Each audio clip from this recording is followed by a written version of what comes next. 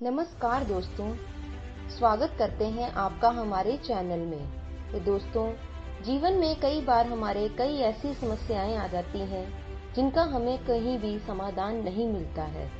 हम अपनी कहानियों के माध्यम से आपकी हर समस्याओं का समाधान जुटाने में आपकी सहायता करेंगे। एक महात्मा एक गांव से थोड़ी दूर एक शांत इलाके में अपनी कुटिया में अपने एक शिष्य के साथ रहते थे।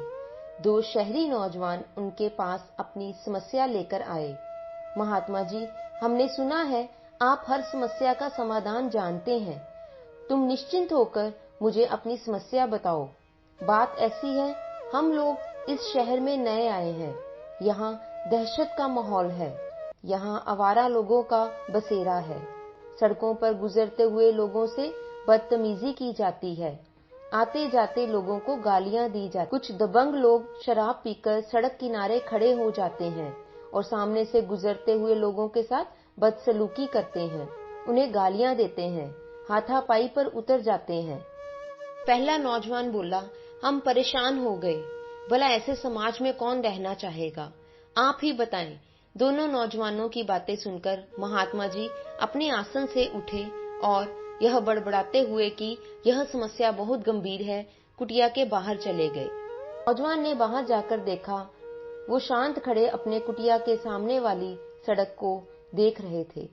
अगले ही पल वो मुड़कर दोनों नौजवानों से बोले, बेटा एक काम करोगे?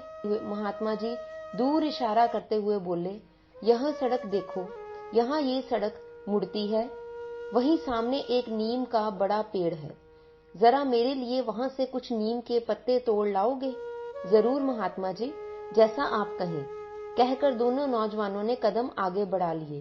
परंतु महात्मा जी ने उन्हें रोकते हुए बोला, ठहरो बेटा, जाने से पहले मैं तुम्हें बता दूं, रास्ते में कई आवारा कुत्ते हैं जो तुम्हें अपना शिकार बना सकते हैं। वो बहुत खूंखार हैं, तुम्हारी जान भी जा सकती है। क्या तुम वो पत्ते ला पाओगे? नौजवानों ने एक दूसरे को देखा और उनके चेहरे के हाव भाव देखकर महात्मा जी समझ गए कि वे डरे हुए तो हैं, परंतु वहां जाने के लिए तैयार भी हैं। दोनों नौजवान उस सड़क पर चल दिए। वो सड़क पर से गुजरे। रास्ते में उन्हें काफी आवारा कुत्ते सड़क के किनारे बैठे हुए मिले। उन्होंने कोशिश की कि वो उन्हें पार कर जाएं, परंतु यह करना आसान नहीं था। जैसे ही वो एक कुत्ते के करीब से गुजरे, कुत्ते ने उन्हें काट खाने वाली भूखी निगाहों से घूरा। वो कोशिश करते उन्हें पार करने की, परंतु यह करना जान जोखिम में डालने के बराबर था। काफी देर इंतजार करने के बाद जब वे लौटे, तब महात्मा ने देखा उनके हाथ खाली थे और वो काफी डरे हुए थे। वो महात्मा के करीब आए और बोले, हमें माफ कर दीजिए। पहला नौजवान बोला, ये रास्ता बहुत ही खतरनाक है। रास्ते में बहुत खूंखार कुत्ते थे, हम आपका यह काम नहीं कर पाए। दूसरा नौजवान बोला, हमने 2-4 कुत्तों को झेल लिया, परंतु आगे जाने पर कुत्तों ने हम पर हमला कर दिया। हम जैसे तैसे करके अपनी जान बचाकर वापस आए हैं। महात्मा बिना कुछ बोले कुटिया के अंदर चलते गए और अपने शिष्य को साथ लेकर बाहर आए। उन्होंने अपने शिष्य से वो पत्ते तोड़ने के लिए कहा। शिष्य उसी सड़क से गया। वह कुत्तों के बीच से गुजरा, परंतु जब काफी देर बाद दोनों नौजवानों ने शिष्य को सड़क से वापस अपनी ओर आते देखा, तब देखा उसके हाथ नीम के पत्तों से भरे थे। ये देखकर दोनों नौजवान भौचक्के रह गए। महात्मा बोले, बेटा ये मेरा शिष्य है, ये अंधा है, हालांकि ये देख नहीं सकता, परंतु कौन सी चीज कहाँ पर है इसे पूरा ज्ञान है।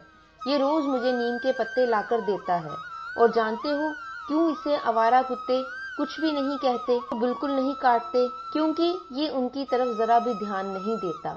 महात्मा जी आगे बोले, जीवन में एक बात हमेशा याद रखना बेटा, जिस व्यर्थ की चीज पर तुम सबसे ज्यादा ध्यान दोगे, वह चीज तुम्हें उतनी ही काटेगी। तो दोस्तों, इस कहानी से हमें बहुत ही अच्छी शिक्षा मिली है कि हमें व्यर्थ की बातों पर बिल्कुल भी ध्यान नहीं देना चाहिए, क्योंकि व्यर्थ की बातों पर ध्यान देने से हमारा मन भटकता है और हम चिंतित और दुखी रहते हैं, जिससे हम जीवन में आगे नहीं बढ़ पाते। इसलिए अच्छा यही होगा कि हम अपने लक्ष्य पर ध्यान रखें और जीवन की ओर अग्रसर होते जाएं और अपने भविष्य में देखे गए अपने सपनों को पूरा कर सकें। तो दोस्तों, आशा करते हैं आपको हमारी आज की यह कहानी अच्छी लगी होगी। कहानी को सुनने के लिए आपका बहुत बहुत धन्यवाद।